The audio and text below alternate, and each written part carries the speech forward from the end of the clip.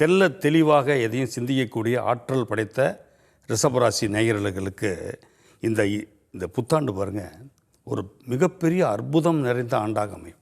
என்னன்னு கேட்டால், இதுவரையும் பார்த்திங்கன்னா வாழ்க்கையில் எதையுமே நான் அனுபவிக்கலைங்க அப்படின்னு தான் சொல்லிட்டு இருந்தாங்க.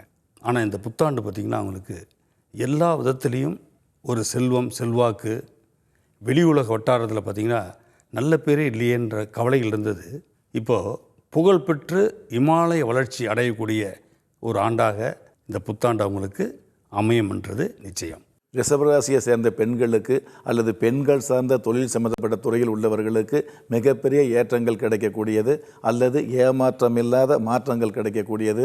இந்த தரகு சம்பந்தப்பட்ட கமிஷன் துறையில் உள்ளவர்களுக்கு வரவு என்ற அம்சம் வாழ்க்கையில் ஏற்படக்கூடிய நல்ல நல்ல வாய்ப்புகள் வருடம் முழுவதும் வந்துக்கிட்டு இருக்கும். இந்த 2025 பார்த்திங்கன்னா ரிஷபராசிக்கு உங்களுடைய வாழ்க்கையில் மறக்க முடியாத அல்லது மறுக்க முடியாத ஆண்டாக அமையும். ரிஷபராசி உண்மையிலே நல்லாயிருக்கும்.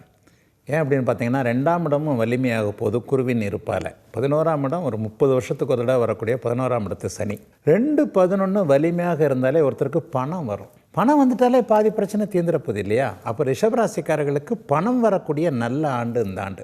இளைய பருவத்தினருக்கு ஒரே ஒரு வார்த்தை, இது வரைக்கும் குடும்பம் அமையாதவர்களுக்கு இன்னார்தான் கணவர், இன்னார்தான் மனைவி என்பது அப்படியே மே மாதத்திற்கு பிறகு எல்லாம் நிறைவாக குடும்பஸ்தனாகக்கூடிய, குடும்ப தலைவர் தலைவி ஆகக்கூடிய நல்ல வருஷங்க இந்த வருஷம்.